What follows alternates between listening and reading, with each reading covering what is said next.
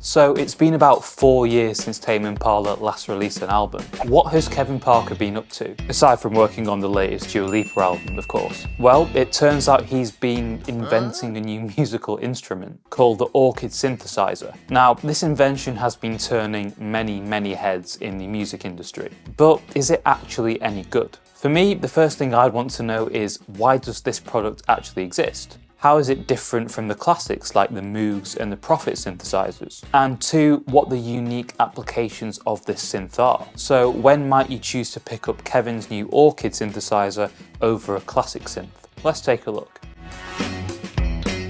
Okay, so the Orchid Synthesizer. It's the first ever product from Kevin Parker's new company, Telepathic Instruments. And on their website, they describe this new instrument as an advanced chord generating hardware synthesizer. Now, at first glance, that doesn't really sound that impressive. The industry's had these for a while now. But hold on a second. The way in which it does this is pretty incredible, but more on that later. According to Pitchfork, Parker actually had the idea for the instrument over a decade ago, and this synth is the product of more than a decade of Parker's creative brainstorming. He reportedly wanted a tool that could inspire fresh musical ideas, especially for those who felt stuck in their traditional processes. Working with Stefan Stenzel, renowned for his work with Waldorf synthesizers, and Ignacio Gamade, Parker designed the Orchid to be portable with features like a built-in stereo speaker, a rechargeable battery, and a lightweight, stylish design. It is truly a pick up and play instrument. Can I just say, I absolutely love that. It would have been so much more cost effective and easier for Parker just to release a plug-in version,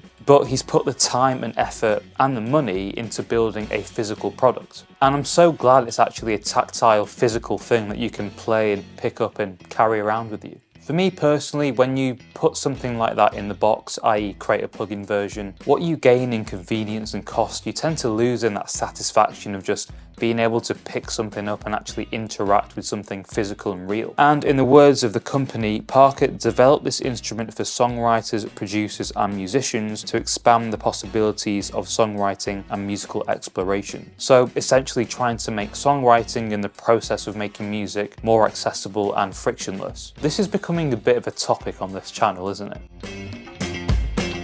So they've released a new 3-minute trailer for the instrument, so let's have a watch.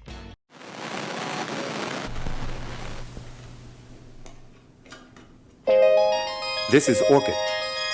Orchid looks like a synth with a keyboard and some buttons. But Orchid is not. Okay, can I just say, this thing, first impressions, looks sick. I'm absolutely loving the retro look and feel of it, and it just looks so tiny and portable, almost like a toy. Just a synth. Orchid is more like an ideas machine. How do we use an ideas machine? Let's start with a note. Play a melody. Whatever comes to mind. Maybe not that.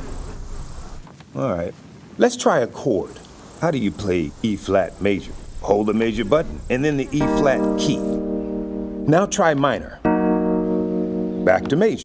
Okay, let's talk features. So first of all, this thing, as you saw, is tiny. It has 12 piano style keys on the right hand side and various chord buttons on the left. So basically you can just trigger a chord by hitting a root note on the keyboard and selecting what type of chord you want to play by hitting the pad. So effectively, whilst you're writing, you can audition different chords with literally a simple click of a button, which is pretty cool that you can do that in real time. Add an extension for more notes, like a 9th or a 7th, 6/9.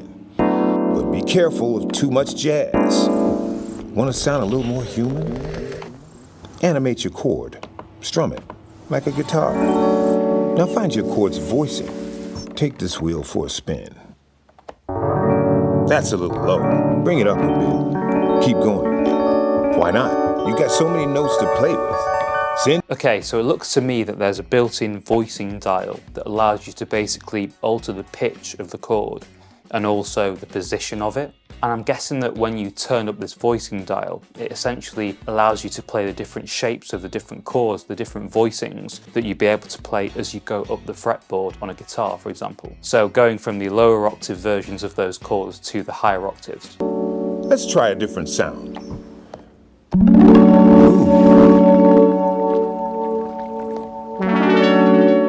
Now we're on our way to something. Something we've never done before. Know what? Let's try the arpeggiator. And we can add some bass. Do we need to explain bass? Not really. It's bass. Want to play a tune? Start with the 1 chord.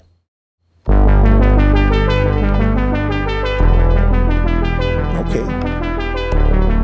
Okay, that is so Tame Impala right there, that sound. I think it's really cool that there's an arpeggiator built into this. So obviously you can play the chord, just the chord. You can play an arpeggiated version of that chord, which is what we just heard. I think there's also a pattern and a harp sound as well, which sounds pretty cool, built straight into here, and it's dynamic. So you can basically flick through the different performance modes whilst you're playing the chords in real time, which is awesome. And let's do that 3 minor. That's nice.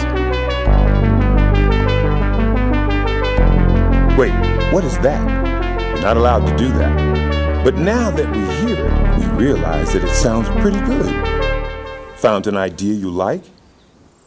You can loop it around, loop it around, loop it around, loop it around.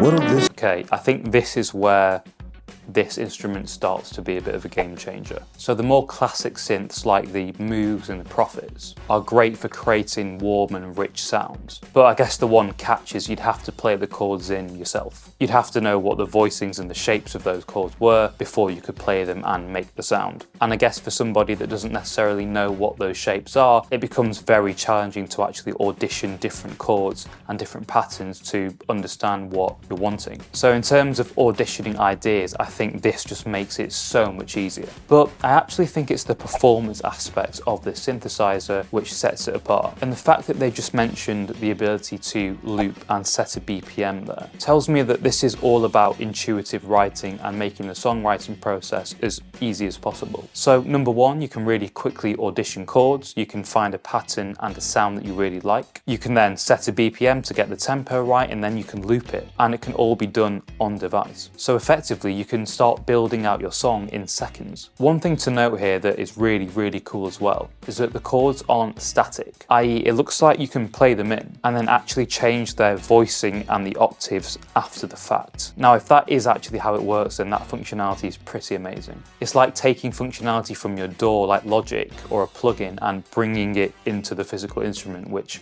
is awesome. Song become next.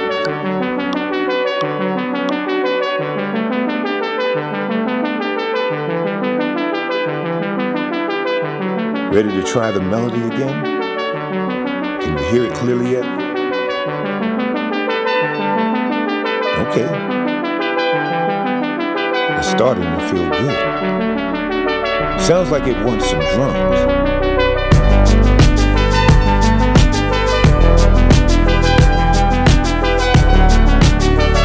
I think for any big Kevin Parker or Tame Impala fans out there, if you want to get close to his sound, I think this thing is going to help you get there, like really fast as well. It's so good. But that's just your first idea.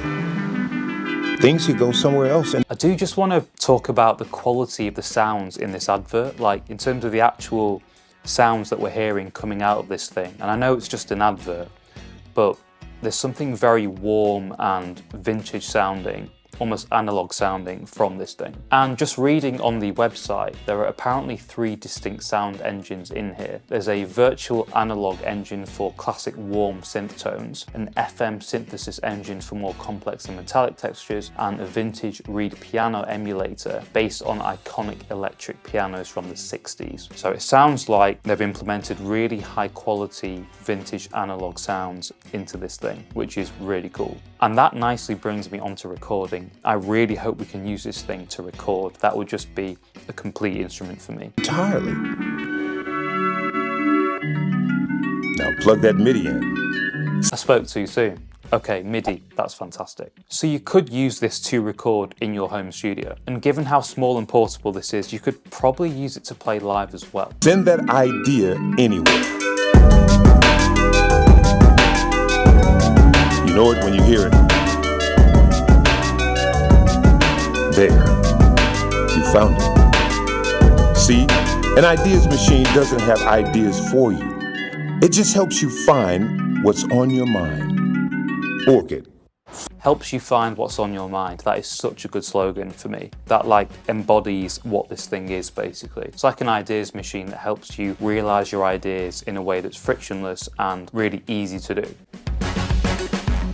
So this thing looks amazing, I think. I absolutely love the concept and I want one. On their Patreon page, which is free by the way, so I'd recommend joining if you're planning on getting one of these or if you're interested in understanding more about what it can do. On December the 18th, they're releasing a pre-sale. Well, they're doing a pre-sale and they're releasing 1,000 units only. So given it's a brand new business, they probably don't know if they're actually going to sell many of these. They probably need to assess the demand before ramping up the amount that they're putting into production and making. But my money is on these being very, very popular indeed, I think. And I think it's priced really reasonably as well. It's $549 US, which I think is very reasonable. For that money though, it will be interesting to see how good the sounds are, the actual quality of the sounds. And I think that we'll only really know that when we get our hands on them, we start recording straight into our DAWs and we can hear what they sound like in our songs. But we'll just have to wait and see until they're released. So with that said, let me know in the comments what you think about this new Orchid synthesizer. Is it a game changer for songwriters and musicians? Or is it just another musician trying to attach their name onto something to flog it? And will you be getting one? For me, this instrument looks like it's been really well designed and really well thought out. Looks like there's been lots of care and time taken in actually building and designing this thing. So I'm really, really excited to get my hands on it and see what I can do with it. And more importantly, I can't wait to see what the inventor, Kevin Parker,